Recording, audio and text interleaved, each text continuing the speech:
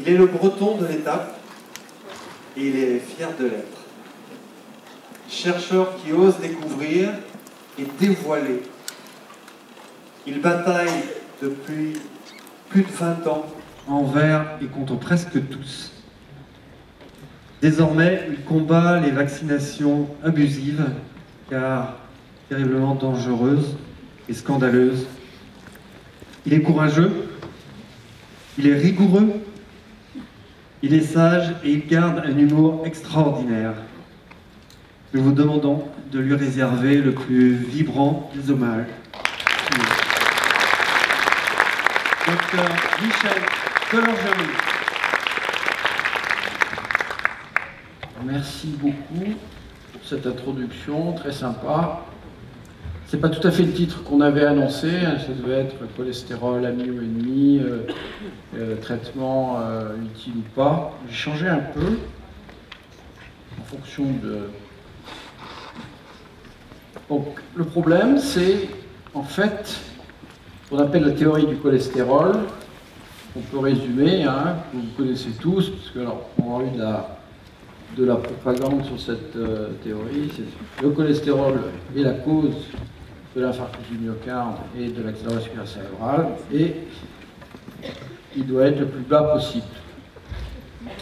Ah oui, ça, c'est pas pour le dire en détail, hein, mais c'est l'American Heart Association en 2018.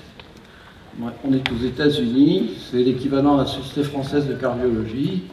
Et voilà ce qu'ils nous disent. D'abord, ils nous parlent ici.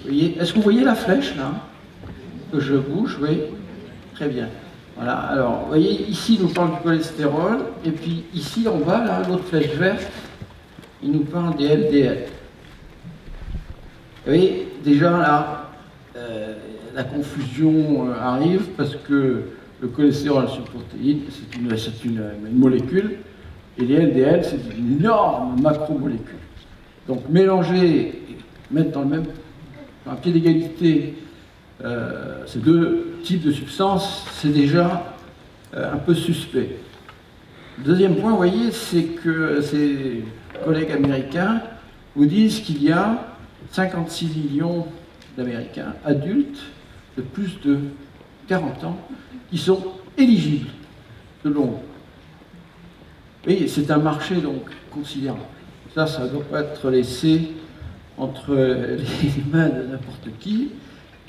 Donc c'est quelque chose qui est, comment dire, aussi bien par les académies, les sociétés savantes, les gouvernements, les mutuelles, les assurances, c'est quelque chose qui est très très encadré. Et puis vous voyez, il nous parle d'un bad cholestérol.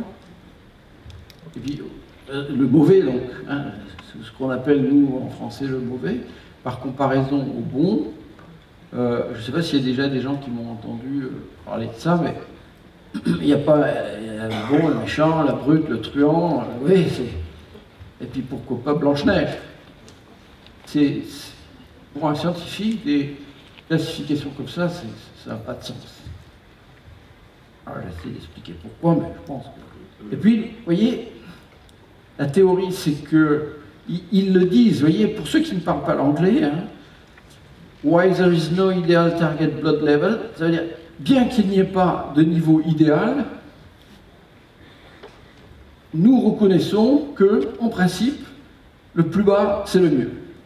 Alors là, en médecine, avec ce que ça représente, je vais vous montrer ce que ça représente, dire des choses pareilles, vous voyez, pour des dizaines de millions d'Américains, 7 millions de Français, 11 millions d'Allemands, traiter les gens sur des principes aussi fragiles, c'est pas sérieux.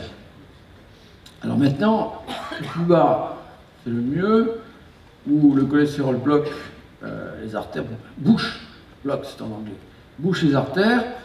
En fait, c'est une question qui n'est pas aussi simple qu'il y paraît.